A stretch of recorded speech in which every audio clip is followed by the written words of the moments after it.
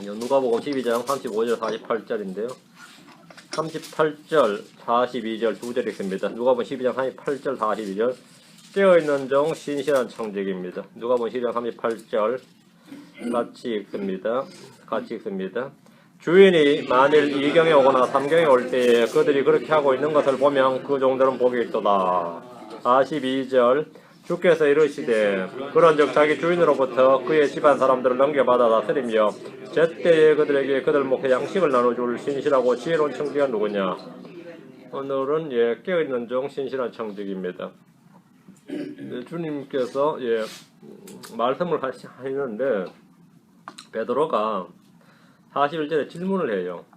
이 비유를 우리에게 말씀하시나이까 아니면 모든 사람들이 하시나이까. 이 비유를 이렇게 이제 베드로가 이제 이걸 비유로 알아듣고 이 비유가 대상이 누구냐 이렇게 성경 해석이 가장 기본이 대상이 누구냐입니다. 대상이 누구냐. 잠깐 기도합시다. 위대하시고 거룩하신 주 하나님 감사합니다. 하나님께서 이 현운을 주셔서 하나님의 말씀을 좀 듣는 모든 혼들이 참으로 말씀을 통해서 더욱더 깨어있고 신실하고 지혜로운 그런 청지가 되도록 도우시길 간구합니다. 아버지 하나님께서 전하는 자나 듣는 자가 동일한 주의 은혜를 충만하게 누리게 하시고 주의 성령의 그 영감과 또 조명을 받도록 도우시길 간구합니다. 아버지 하나님께서 은혜 위에 은혜를 더해 주시고 복을 더해 주셔서 늘 주의 말씀이 저희 속에 풍성히 가도록 역사해 주시옵소서. 감사를 드리며 주의 성기도합니다. 아멘. 하필이면 제가 그 혀 중에서 제일 앞부분이 좀 구멍이 크게 나가지고 발음을 좀 뒤로 해야 되거든요. 좀 우물우물하면 그러려니 하시고 나중에 새로 들으시고 못 알아들은 거는 새로 들으시고 양해하시기 바랍니다. 오늘 본문은 간단히 요약하면 종들은 반드시 깨어 있어야 된다. 여기 그게 38절이고요. 그죠? 신실한 청지기들은 복이 있도다. 그게 42절입니다. 그리고 이제 종들은 반드시 깨어 있어야 된다. 그리고 신실한 청지기, 지혜로운 청지기들은 복이 있다. 주님께서 주의 재림에 대해서 주님께서 주의 재림에 대비해서 이 땅에서 종들이 어떻게 해야 되는지 말씀을 해주실 때 베드로가 주여 이 비유를 우리에게 말씀하시나이까 아니면 모든 사람에게도 하시나이까 우리에게만 해당했느냐. 종들이란 말이 사도들 제자들이 우리를 말하는 것이냐 아니면 종들이 모든 사람을 다 말하는 거냐 이렇게 물었습니다. 베드로는 재림의 때를 질문한 것이 아닙니다. 주님이 깨어있으라고 말씀하셨는데 그 깨어있으라는 종들이 누구인가 그 점이 궁금했습니다. 주님께서 종들이라고 하신 이들이 제자들인 자신들이 하신 말씀인지 아니면 이 세상 모든 사람들에게 해당되는 말씀인지 긴급하게 질문을 던진 겁니다. 31절부터 34절까지는 제자들이 산상수훈에서 이미 들은 내용이고 주님께서 무리들을 향해 하신 말씀들입니다. 그러니까 이건 질문할 게 없고 근데 35절부터의 말씀도 이제 사실 마찬가지인데 같은 말씀인데 내용이 산상수훈에 없었던 내용이죠. 주의 재림입니다. 주의 재림. 베드로는 이 부분을 비유로 생각을 했습니다. 주의 재림은 비유가 아닙니다. 문자 그대로 사실이면 재언의 말씀입니다. 36절에 마치 뭐뭐 같이 되리라. 마치 뭐뭐 같이 되라. 요 말씀. 너희 자신은 마치 자기 주인이 결혼식에 돌아올 때에 그를 기다리는 사람 같이 되라. 사람들과 같이 되라. 마치 뭐뭐 되라. 요건 비유죠. 요게 비유입니다. 마치 뭐뭐처럼 또는 마치 뭐뭐 같이 이런 말씀은 비유가 맞습니다. 베드로는 주님의 말씀을 이제 비유를 알아듣고 이 비유에서 주의 말씀하신 종들이 누구인지를 물은 겁니다. 여기서 종들이 누굽니까? 사도들이 아닙니다. 우리들에게 근데 사도들이 아니고 크리스천들이 아닙니다. 그럼 누구인지 한번 살펴보도록 합시다. 자, 본문 35절. 너희 허리에 띠를 띠고 너희 등불을 타오르게 하며. 종들은 주인이 없는 동안에 밤이나 새벽에 아니 언제라도 항상 깨어 있어야 되는데 항상 일하는 자세 그걸 갖춰야 된다는 겁니다. 주인이 없다고 해서 뭐 생자 놀거나 뭐 이렇게 게으름을 피우거나 하는 게 아니라 항상 깨어 있어야 되고 일하는 자세가 갖춰야 된다. 허리에 띠를 띠고 등불을 타오르게 하라. 오늘날처럼 전기가 들어와서 뭐 밤도 대낮처럼 이렇게 일할 수 있는 이런 시대가 아니라 종들은 자기 등불을 타오르게 해야 됩니다. 각자 자기가 일할 땐 자기가 등불을 가지고 있어야 돼요. 이것을 비유적으로나 영적으로 해석을 하면 간략하게 몇 가지 교훈을 얻을 수 있습니다. 세상에 비치신 예수님이 승천하신 후에 재림 때까지 교회 시대는 밤에 해당합니다. 예수님의 재림을 의해 해가 떠오른다고 말하기 때문에 우리는 이 시대가 어두운 밤에 해당한다는 사실을 알 수 있습니다. 크리스천들은 그리스도의 종으로서 허리에 띠를 띠고 각자 자신의 등불을 타오르게 해야 됩니다. 종들이 허리에 메어야 할 띠라면 뭐죠? 종들이 허리에 메어야 될 띠라면 첫째가 진리의 허리띠, 진리의 띠입니다. 에베소 6장 14절에 그런즉 서서 진리로 너희 허리를 동여매고 진리로 허리를 동여매고 진리로 허리를 동여매라. 진리의 허리띠죠. 진리는 성경 말씀입니다. 말씀으로 허리띠를 삼으라 이거죠. 하나님의 말씀으로 허리를 동여매라는 겁니다. 허리를 동여매라 이거예요. 둘째는 무슨 띠? 화평에 매는 띠입니다. 에베소 4장 3절에 화평에 매는 띠로 성령이 하나 되게 하신 것을 힘써 지키라. 화평에 매는 띠. 화평에 매는 띠고. 셋째가 사랑입니다. 사랑은 모든 율법이 매달려 있는 줄이며 완전하게 매는 띠다 했습니다. 골로새서 3장 14절에 이 모든 것 위에 사랑을 입어라. 사랑은 완전하게 매는 띠니라. 사랑은 완전하게 매는 띠다. 사랑, 화평, 진리. 진리, 화평, 사랑이 우리가 메어야 할 띠다. 종들은 허리에 띠를 띠고 그 허리 띠가 쭉 벗겨지면 어떻게 되는 거예요? 그래서 상당히 곤란하지. 어떤 상황에서도, 그렇죠? 특히 밤이든 낮이든 다 곤란하죠. 크리스천들은 진리와 화평과 사랑을 허리에 띠를 띠고 일해야 됩니다. 너희 등불을 타오르게 하며 이 말씀은 지금이 어둠의 세상이고 지금이 밤이다. 그걸 알려주는 겁니다. 낮이면 빛이 있다면 등불을 타오르게 할 이유가 없죠. 지금은 밤이다 이거예요. 우리가 살고 있는 이 시대는 밤이고 어둠이 가득한 세상이다. 우리가 가진 등불은 그건 뭡니까? 등불은 성경에 따르면 몸의 등불은 뭐죠? 몸의 등불은 눈이니라. 몸의 등불은 눈이니라. 사람의 등불은 뭡니까? 그러면 사람의 등불은 영입니다. 사람의 등불은 영이에요. 우리 잠언 20장 27절에 사람의 영은 주의 등잔불로서 뱃속의 모든 부분을 살피느니라. 사람의 영은 주의 등잔불이다. 영이 등불입니다. 여러분 성경 통독하시는 분은 뭐 사악한 자의 등불은 꺼지리라, 뭐 사악한 등불 이게 많이 나오는데 그게 전부 다 영을 말합니다. 크리스천들에게 있는 등불은 뭐죠? 그럼 크리스천들에게 있는 등불은 주의 말씀이죠. 주의 말씀입니다. 주의 말씀은 내 발의 등불이요 내 길에 비치는 이다. 뭐 이런 거 있죠. 그 명령은 등불이요 그 법은 빛이며 훈계는 훈계와 책망들은 생명의 길이니라. 뭐 이런 거. 명령은 등불이다. 주의 말씀은 내 발의 등불이요 했습니다. 자, 그럼 우리가 종으로서 타오르게 해야 할 등불은 우리 속에 있는 영이고 우리가 손에 들어야 할 등불은 주의 말씀입니다. 주의 말씀입니다. 네. 등불 다 가지고 오셨어요? 교회 날랑달랑 빈손으로 교회에 다 뭐 갖추어져 있으니까 요즘은. 요즘 프리젠테이션 쏘잖아요. 응? 프리젠테이션 하고 웬만하면 성경 안 찾아도 뭐 웬만하면 앞에 화면으로 다 쏘니까 대형 화면으로. 그런 거 안 갖추어진 교회가 복인 거지. 자기가 직접 자기 성경을 보는 게 복이에요. 36절입니다. 36절. 자, 너희 자신은 종들이죠. 마치 자기 주인이 결혼식에서 돌아올 때 그를 기다리는 사람들과 같이 되라. 그가 와서 두드리면 그들이 즉시 그에게 열어주리라. 종들이 허리에 띠를 띠고 자기 손에 자기 등불 타오르게 해야 하는 때는 밤입니다. 등불은 타오르게 해야 하는 일은 밤에 필요한 것이지 낮에 필요한 것이 아니기 때문입니다. 주인이 돌아오는 시각은 낮이 아니라 밤입니다. 마태복음 25장을 들어도 그때 하늘의 왕국 마치 자기 등불을 가지고 신랑을 맞으러 나간 열처녀와 같으니라. 등불을 가지고 신랑을 맞으러 나갔더니까 언제죠? 밤이죠. 낮에 왔으면 등불 가지고 안 가죠. 밤이니까 등불을 가지고 신랑을 맞으러 나갔다. 신랑을 맞으러 나간 열처녀 했죠. 하늘의 왕국은 그와 같은 것이다. 신랑이 돌아오고 있어요. 그 맞으러 열처녀 나왔고 지금은 신랑이 어디서 왔어요? 자기 결혼식에서 돌아오고 있어요. 10명의 처녀들은 각자 자기 등불이 있었고 그 등불을 가지고 나갔습니다. 종들은 자기 등불만 가지고 있으면 안 됩니다. 등불과 더불어 반드시 기름도 함께 가지고 있어야 됩니다. 자, 본문을 주목해서 보시기 바랍니다. 너희 자신은 마치 자기 주인이 결혼식에서 돌아올 때에 이렇게 말합니다.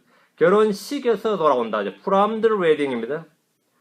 He will return from the wedding이에요. for the wedding이 아닙니다. 결혼을 위해서 돌아오는 게 아니라 결혼식에서 돌아오는 겁니다. 결혼식에서. 종들은 주인이 결혼식에서 돌아오기를 기다리고 있는 사람들입니다. 주인은 결혼식에서 돌아오지 결혼식을 위해서 돌아오는 것이 아닙니다. 종들은 결혼한 자기 주인이 돌아올 때에 기다리는 사람들과 같이 되라 이렇게 말씀했습니다. 열처녀도 마찬가지입니다. 결혼하고 돌아오는 신랑을 기다리는 겁니다. 열처녀 신부가 아닙니다. 신부가 10명이나 되는 게 아니에요. 신부는 1명이에요. 결혼한 주인이 돌아오는 걸 기다린 거예요. 결혼식에 돌아오는 거를. 주인은 예수 그리스도입니다. 간단하죠? 그럼 신부는 누구죠? 크리스천들이 교회죠. 신약의 크리스천들입니다. 교회입니다. 우리는 이미 지금 정혼한 아내입니다. 유대인들은 누구나 자신들의 결혼 풍습에 따라서 결혼식에서 돌아오는 주인된 신랑을 기다린 것이 어떤 것인지 잘 알고 있습니다. 이 구절은 교회의 환란전 휴거, 저 하늘에서 혼인식이 있고 주님과 함께 재림한다는 사실을 선명하게 보여주고 있습니다. 그럼 지상에서 주님을 기다리는 종들은 누굽니까? 지상에서 주님을 기다리는 종들은 누구예요? 예. 대환란 때 환란 성도들이죠. 환란 성도들이죠. 아주 간단합니다. 예. 종들은 예. 하늘로 전림을 받는 것이 아니라 하늘에서 오시는 주님을 땅에서 기다리고 영접해 드리는 겁니다. 종들이 주님을 기다리고 주님을 영접하는 거예요. 크리스천들은 땅에서 하늘로 전림을 받아서 주님께서 땅에서 올라오는 성도들을 영접하는 겁니다. 그게 휴거입니다. 정반대죠. 본문에서 이 종들은 신랑과 결혼하는 신부가 아니고 결혼식에서 돌아오는 주인을 기다리는 종들입니다. 36절에 그가 와서 두드리면 그들이 즉시 그에게 열어주리라. 주인이 왔을 때 종들은 각자 등불을 들고 주인을 맞습니다. 마태복음에서는 마을 어귀에서 주인을 맞는 신부의 친구들이 나왔죠. 열처녀가 신부의 친구들이죠. 누가복음에는 집 안에서 주인을 맞는 종들로 나옵니다. 등불을 들고 나가서 마을 어귀까지 나가서 기다리던 여자들 중에는 집에 들어오지 못한 채 혼인잔치에 참석하지 못한 문이 닫혀버린 못 들어온 여자들이 다 드시셨죠. 그거 어리석은 여자들 그렇게 말하죠. 집안에 있던 종들은 최소한 잔치에 참석하지 못한 이들은 없죠. 문을 닫아도 본래 집안에 있었으니까. 그렇죠? 대환란 때 끝까지 견디는 종들은 복이 있고 주인이 집에 돌아와서 그들이 한 행위대로 이제 상을 주시는데 그 상을 받는 사람들과 복이 있다 이렇게 말합니다. 37절 주인이 와서 그 종들이 깨어있는 것을 보면 그 종들은 복이 있도다. 진실로 내가 너에게 이르노니 주인이 허리띠를 띠고 그 종들을 음식 앞에 앉히고 나와 그들 섬기리라. 주인이 왔을 때 그 종들이 깨어있으면 허리에 띠를 띠고 각자 자기 등불을 들고 주인을 맞으면 문을 열어주면 그거 다 복이 있다. 성경은 이들을 뭐라 그러죠? 남은 자, 이기는 자, 끝까지 견디는 자 이렇게 말합니다. 남은 자, 이기는 자, 끝까지 견디는 자 이렇게 말합니다. 주인이 종들이 깨어있는 걸 보면 그 종들은 복이 있습니다. 주인이 오심을 기다리며 밤에도 깨어있는 종들을 본 주인은 자신이 직접 허리띠를 띠고 그 종들을 음식 앞에 앉히고 나와서 그들을 섬길 것이다 했습니다. 그동안 주인이 올 때까지 깨어있던 종들에게 주님은 보상해 주십니다. 주님께서 오시기 전에 종들이 이런 대접을 받으려 해서는 안 됩니다. 주님 오실 때까지 종들은 부지런히 일을 해야 됩니다. 허리에 띠를 띠고 자기 손에 등불을 들고 주님 오시는 때까지 일을 해야 됩니다. 어떻게 일을 해야 되냐면 누가복음 17장으로 한번 뒤로 누가복음 17장 예. 누가복음 17장 예. 7절에서 10절 누가복음 17장 7절 10절입니다.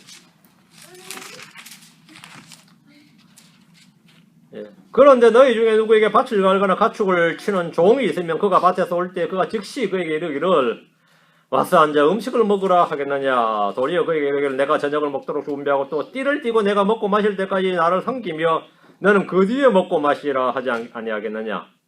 그 종이 명령받은 일들을 행했으므로 그가 종에게 감사하겠느냐?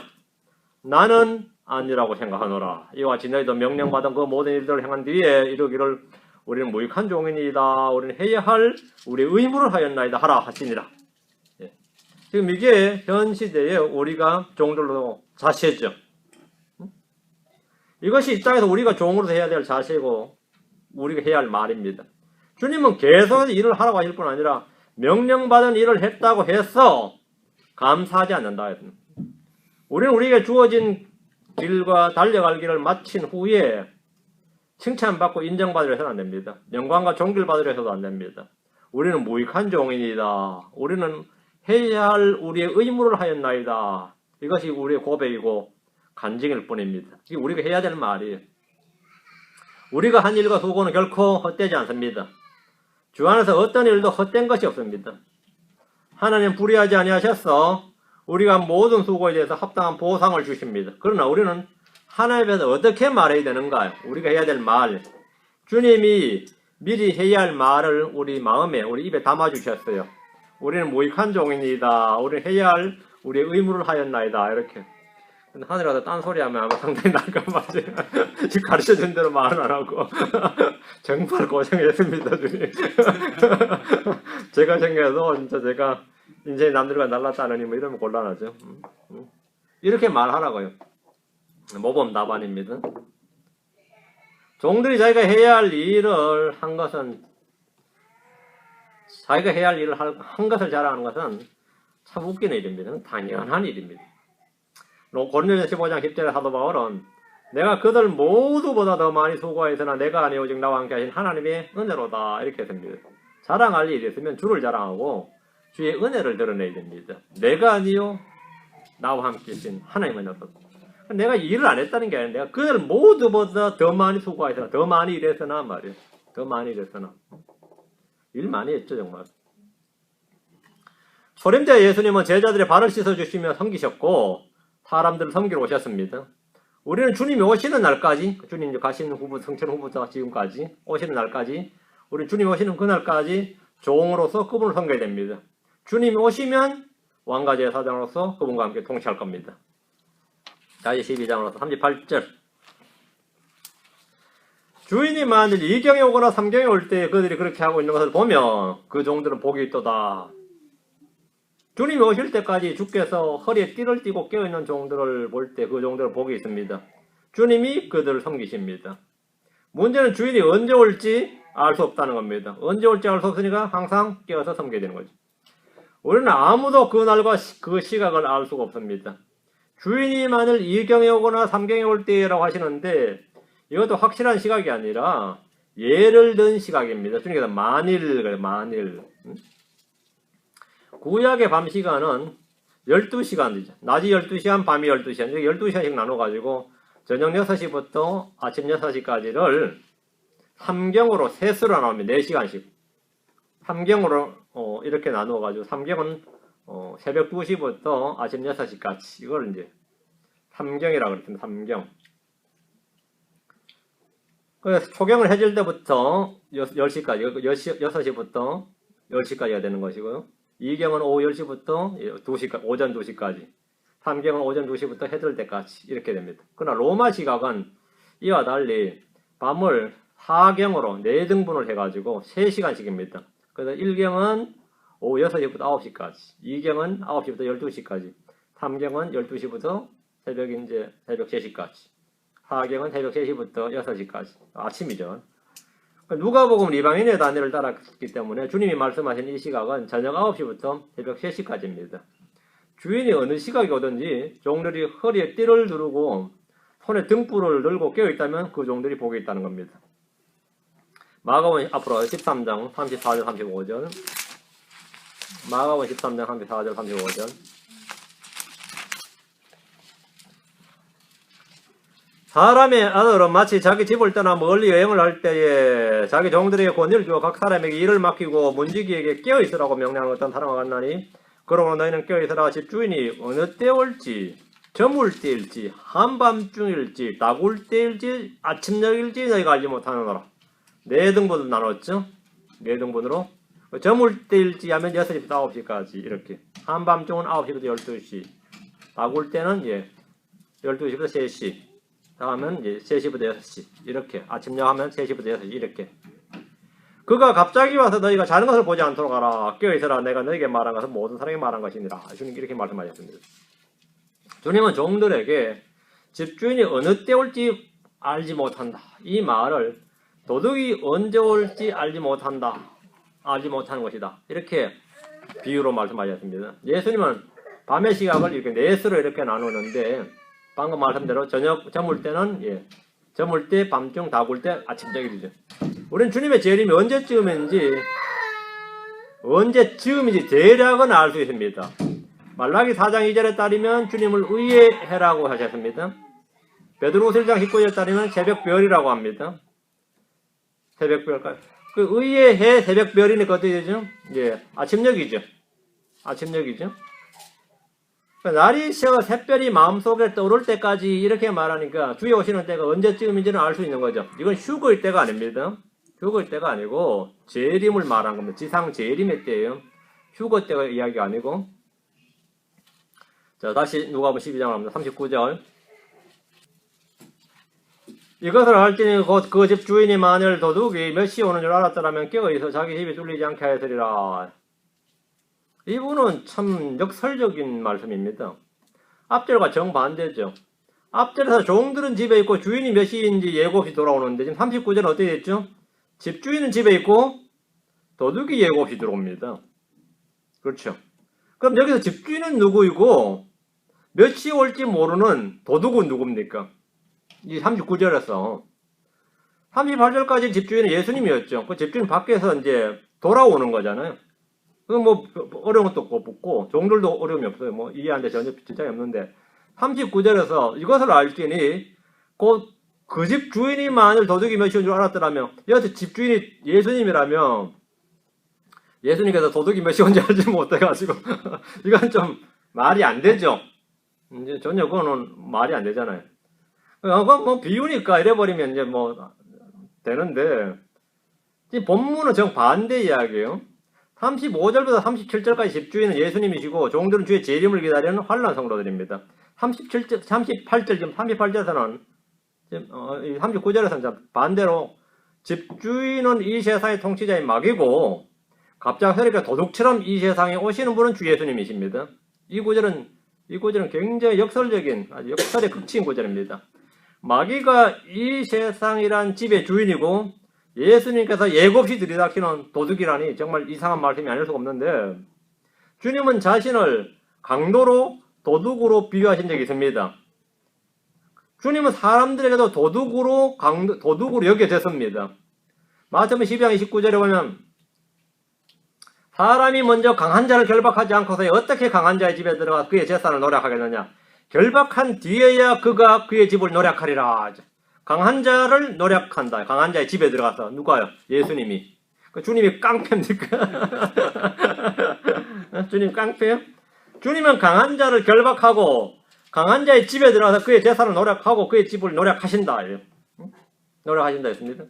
예수님은 자신을 도둑에 비유하셨는데 주의 날이 밤에 도둑같이 이른다고 하셨고, 사람들이 예수님을 체포하러 왔을 때 주님께서 너희가 강도를 치듯 칼과 몽둥이를 가지고 나왔느냐. 너희가, 이 강도가 이제 thief, 도둑이에요. 너희가 도둑을 치듯이 칼과 몽둥이를 가지고 나왔느냐. 이렇게 하셨는데 도둑처럼 취급을 받으셨고 잡히셨습니다. 자신이 잡히실 때 체포하러 온 병사들 관원들 봤을 때 이놈들이 나를 도둑 취급하는구나. 이렇게 나를 도둑처럼 도둑으로서 여기고 잡아들이느냐. 근데 칼과 몽둥이를 갖고 왔느냐. 이렇게 하고 사람들은 예스를 죠. 당연히 그렇게 여겼죠. 예. 도둑처럼 이게 잡혔습니다. 십자가에서도 범죄자들 중에 하나로 강도들 사이에서 못 박히셨습니다. 계시록 3장 3절, 16장 15절. 네. 계시록 3장 3절. 그러므로 내가 어떻게 받았고 들었는지 기억하고 굳게 붙잡아 회개하라. 그런즉 만일 내가 깨어있지 아니하면 내가 도둑같이 내게 이르리니 내가 어느 시각에 내게 이를지 내가 알지 못하리라. 주님은 내가 도둑같이 이른다. 도둑같이. 도둑이 오는 목적은 뭐죠? 뭐 훔치는 거죠. 뭘 가져가는 거죠. 주님의 공중재림 때나 지상재림 때 모두 도둑같이 오시는데 주님은 이 세상이란 집의 주인인 마귀가 전혀 알지 못하는 시각에 도둑처럼 임하시며 이 땅의 보물들을 노력해 가십니다. 크리스천들은 세상의 보물입니다. 도둑은 들고 나서야 비로소 주인이 알아챕니다. 우리는 다 이 세상에 들림 받고 나면 그 다음날이나 한참 지난 후에야 크리스천들이 휴거됐구나 이렇게 알아챕니다. 이미 주님이 다 들고 갔어요. 다 들고 갔어요. 초림 때나 재림 때나 공중재림 때나 지상재림 때 다 마찬가지입니다. 주님 와서 이 땅에 자신의 peculiar people 아니면 보물들을 다 그냥 데려갑니다. 지상재림 때 주님은 이제 이건 진짜 깡패도 이런 깡패가 없는 것 같아요. 이 세상을 박살내버립니다. 아주 철장으로 박살을 내버리는데 계시록 16장 15절 강한 자를 결박하고 노략을 합니다. 계시록 16장 15절 보라 내가 도둑같이 오나니 깨어있어 자기 옷을 지키고 벌거벗고 다니지 아니하여 그들에게 수치를 보이지 아니한 자를 복이 있도다 입니다. 내가 도둑같이 오나니 도둑같이 오나니 주님의 오심이 도둑 같다는 것은 성경의 증언입니다. 지금 크리스찬들에 해당되고 환난 성도들에도 해당됩니다. 주님은 도둑같이 오셔서 이 세상에 있는 자기 백성들을 후학물로 취해 가십니다. 다시 40절입니다. 그러므로 너희도 준비하고 있으라. 주님이 이렇게 오시기 때문에 알지 못한 시각에 예고 없이 오시기 때문에 그 제자들에게 종들에게 주님이 오시면 뭐죠? 주인이 돌아오시는 거죠. 주인이 오시는 것이고 마귀에게 주님이 오시면 뭐죠? 도둑이 오는 거죠. 어째 그러므로 너희도 준비하고 있으라. 너희가 생각하지 않는 시각에 사람의 아들이 오느니라. 여기 여러분 성경에 읽을 때 사람의 아들이 오느니라 그럼 이건 전부 다 지상재림입니다. 하나님의 아들이 오느니라 하는 건 공중재림입니다. 그러면 너희도 준비하고 있으라. 혼인식에서 돌아오는 주인을 맞을 준비를 하고 있으라는 것이지 휴거를 준비하라는 말씀이 아닙니다. 대환란을 준비하고 있으라는 말씀도 아니에요. 환란 성도들은 깨어서 끝까지 견디며 주님의 오심, 주님의 재림을 준비해야 됩니다. 너희가 생각하지 않는 시각에 사람의 아들이 오느니라. 본문은 땅에 있는 사람들이 하늘로 들림을 받는 이야기가 아니고 반대로 하늘에 계신 주님이 땅으로 내려오는 이야기입니다. 교회의 휴거 시점이 아니라 주님께서 이 땅에 오시는 재림의 그 시각, 그 시점을 말합니다. 성경에서 사람의 아들이 온다는 말씀은 주님의 지상재림을 언급하고 하나님의 아들이 온다는 말씀은 공중재림을 언급합니다. 사람이 하늘로 끌려 올라가는 거죠. 하나님의 아들이 온다는 말씀은 공중재림이다. 마태복음으로 가서 10장 23절, 24장 27절 굉장히 구절이 많은데 대표적인 구절만 제가 간단히 찾아드릴게요. 마태복음 10장 23절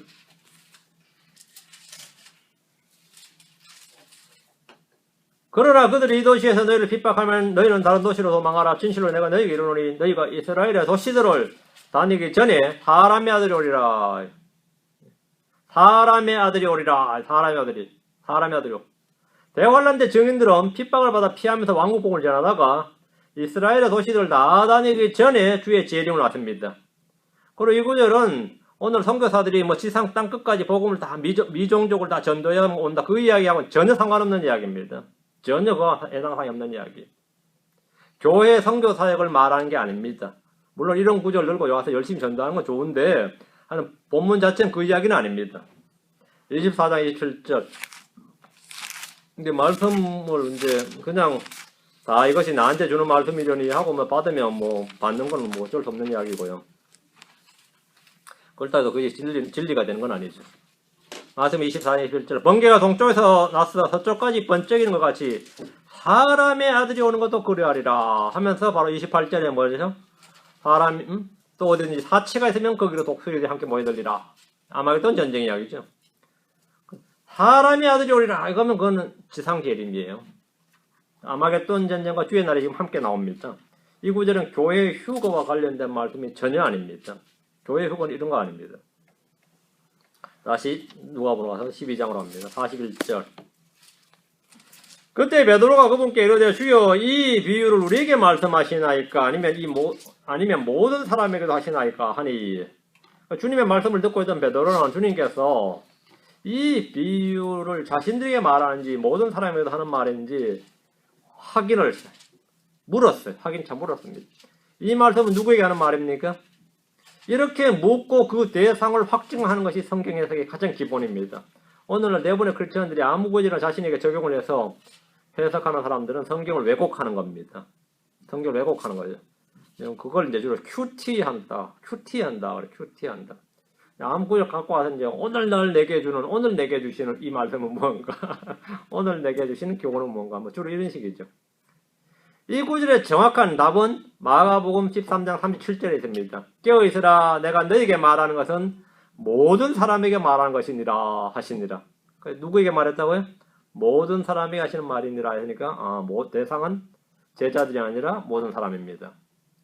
대환란 때 이 땅에 사는 모든 사람들은 주의 재림을 준비하고 기다리며 깨어있어야 됩니다. 42절 주께서 이러시되 그런즉 자기 주인으로부터 그의 집안 사람들을 넘겨받아 다스리며 제때에 그들에게 그들 몫의 양식을 나눠줄 신실하고 지혜로운 청지기가 누구냐. 이 구절은 흔히 크리스천들에게 영적으로 적용해서 우리는 주님이 오실 때까지 주님의 뜻대로 주님의 집안 사람들을 넘겨받아 다스리며 그들에게 그들 몫의 양식을 나눠줘야 된다 이렇게 말합니다.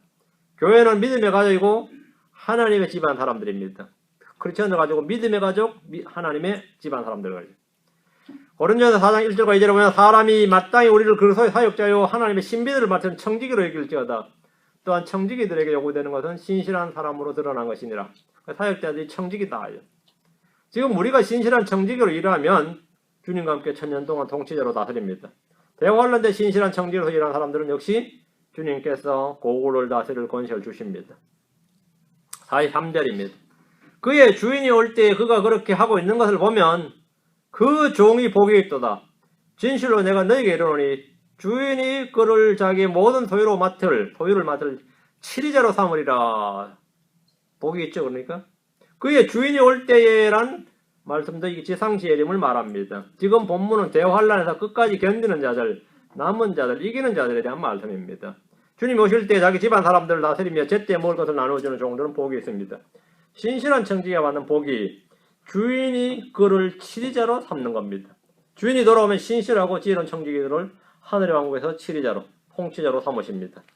45절, 46절 그러나 그 종이 마음속으로 이르기를 내 주인이 오는 것을 늦추시는구나 하며 남종과 여종을 때리고 먹고 마시고 취하기 시작하면 그가 그를 기다리지 않는 날 그가 알지 못하는 시각에 그 종의 주인이 와서 그를 잘라내고 믿지 않는 자들과 함께할 그의 몫을 그에게 지정하리라. 주의 오심을 기다리지 않고 깨어있지 않는 종들, 주의 뜻대로 행하지 않는 종들은 주인이 왔을 때 그의 합당한 벌을 받습니다. 내 주인이 오시는 것을 늦추시는구나. 내 주인이 오시는 걸 늦추시는구나. 이방인들이야, 이교도들이야 아예 예수님 오신다 이런 걸 믿질 않으니까 해당사항이 없고, 지금 예수 안 믿는 이스라엘 사람들도 메시아가 오신다는 사실은 믿어요. 근데 하도 안 오니까 몇천 년이 지나도 그들이 느끼는 게 뭐냐면 내 주인이 오신 걸 늦추시는도다. 내 주인이 오신 걸 늦추시는구나. 이렇게 판단을 하는 겁니다. 지금 정통 유대인들도 앞으로 1000년 뒤에 올지 만년 뒤에 올지 우리는 주를 기다리노라. 이게 그들의 그 신앙 그 고백문에 나와요. 우리는 메시아가 언제 우리는 이미 오셨다. 근데 그들에게는 아직 그들의 소림은 아직 인정 안 하니까 1000년 뒤에 오시든 만년 뒤에 오시든 우리는 기다린다 그러면 그 뭐 선포하는 납비야 신념에 차서 확신에 차서 전하겠지만 듣는 사람은 아득하죠.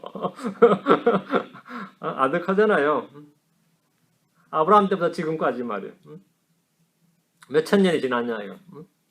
내 주인이 오는 것을 늦추시는구나. 이런 사람들은 대환란 때 적그리스도에 달라붙어요. 적그리스도에 달라붙어요.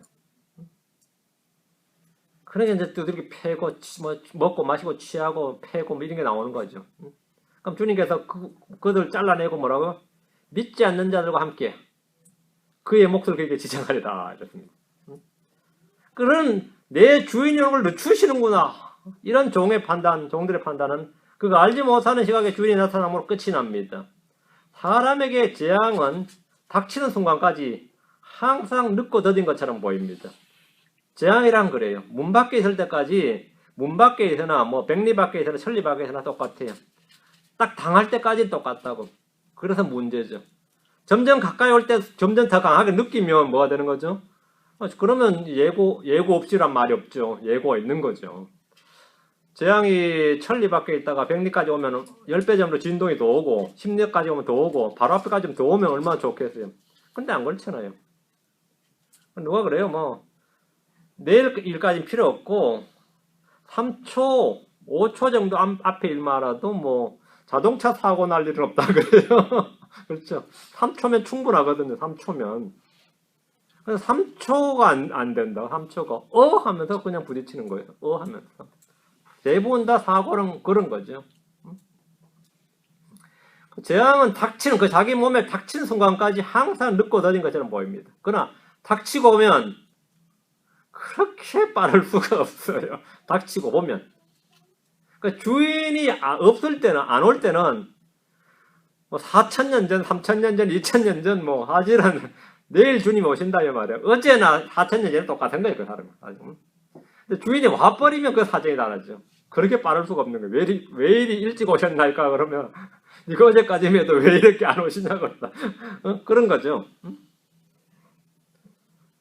주인이 오면 그를 잘라낸다. 믿지 않는 자들과 함께할 그의 몫을 그에게 지정한다 했습니다. 왕국에서 누릴 수 있는 상속기를 다 잃어버린 겁니다. 47절 자기 주인의 뜻을 알고도 자기를 예비하지 아니하고 주인의 뜻대로 행하지 아니한 그 종은 채찍을 많이 맞대 했습니다. 이 구절은 알고도 행하지 않는 자들과 듣고도 순종하지 않는 자들에 대한 벌이 더 크다는 걸 알 수 있습니다. 믿는 자들이 하늘에 올라갔을 때 상급이 다 다르고 영광이 다 다르죠. 마찬가지로 지옥의 형벌도 마찬가지입니다. 형벌도 다 차이가 있어요. 상급과 영광의 차이가 있듯이 형벌에도 차이가 있습니다. 무지가 무죄는 아니지만 알고도 행하지 않냐는 죄는 더 큽니다. 율법에도 무지로 지은 죄와 고의적으로 지은 죄의 차이는 형벌이 완전히 다릅니다. 사람이 선을 행할 줄 알고도 행하지 않는 것은 죄입니다. 야고보 4장 17절에 그러므로 선을 행할 줄 알고도 행하지 아니한 자에게는 꼭 그에게는 그것이 죄가 되느니라. 선을 행할 줄 알고 행하지 않는 건 죄가 된다. 그 사람에게는 그게 죄가 돼요. 이런 점에서 우리는 죄를 짓지 않도록 선을 행하는 자들이 되어야 됩니다. 자기 주인의 뜻을 알고도 주인의 뜻대로 행하지 아니한 종은 채찍을 많이 맞습니다.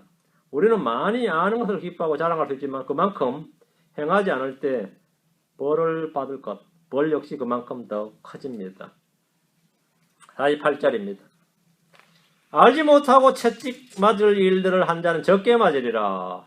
누구든지 많이 받은 자에게는 사람들이 많이 요구할 것이요 사람들이 많이 맡긴 자에게는 더 많이 달라고 하리라. 불신자들은 모두 무지 가운데서 행하는 것이 아닙니다. 로마서 1장 32절에 따르면 그들이 이런 일들을 행하는 자들은 죽어야 마땅하다는 하나님의 심판을 알고도 같은 일들을 행할 뿐 아니라 그런 일들을 행하는 자들을 기뻐하느니라. 알고도 그 죄를 모르는 사람은 아무도 없습니다. 그 죄에서는 뭐가 있다고? 심판이 있다는 사실을 모르는 사람이 없어요. 불신자들도 어떤 불신자도 종말이 없다는 걸 모르는 사람이 없어요. 그래서 그들이 입에서 하는 말이 뭐죠? 죄에 대한 경악할 만한 죄를 뭐 신문이나 뉴스나 이런 걸 보면 듣고 보면 뭐라 그러죠? 말세로구나. 세상 종말이 가까웠구나. 이렇게 자기들 입으로 스스로 그렇게 말해요. 항상 종말에 대한 의식이 잠재되어 있습니다.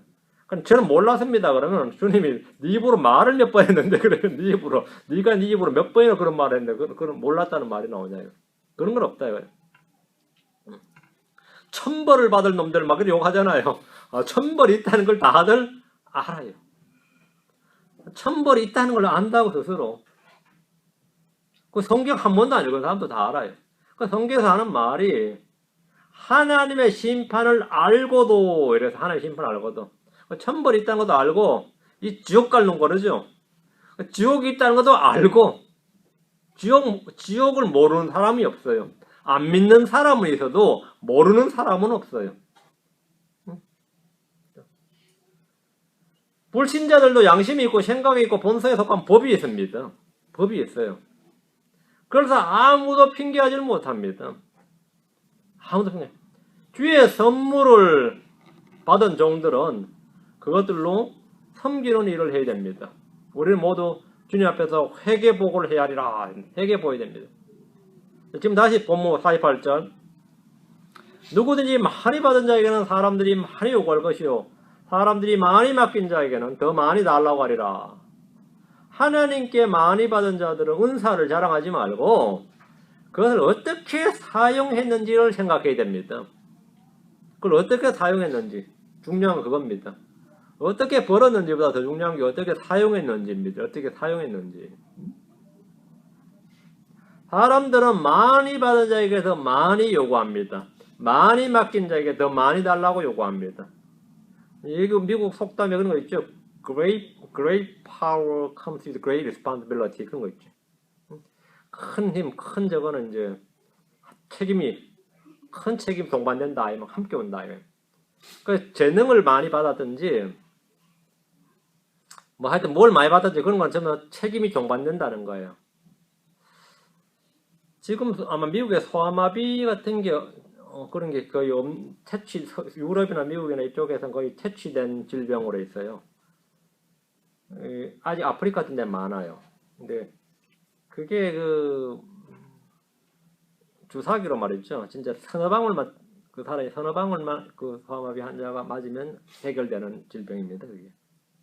근데 그 안 맞으면 온몸이 마비될 수도 있어요. 다리만 그런 게 아니라. 근데 그 소아마비 그 약을 만든 사람이 미국 의사인데 그걸 만들었을 때만 제약회사들에서 특허권 그거 자기들한테 팔라고 제약회사들마다 다 돈 들고 따라 들어왔는데 그분이 그 의사가 한 말이 크리스천이었어요. 태양 빛을 받는데 아무도 돈을 내지 않는다면 이 약을 맞는데 아무도 돈을 안 내도 된다. 그래가지고 그걸 진짜 그냥 무료로 전세에 공개를 한 겁니다. 그게. 어느 회사나 그냥 아무나 만들어서 주사를 하도록. 그래서 신속하게 그 병이 거의 퇴치가 된 겁니다. 그거 만약 그거 특허권에 나왔으면 특허는 돈이 하면 떼돈 벌었겠죠. 전 세계에 안 맞는 애들이 없으니까 떼돈 벌었겠지만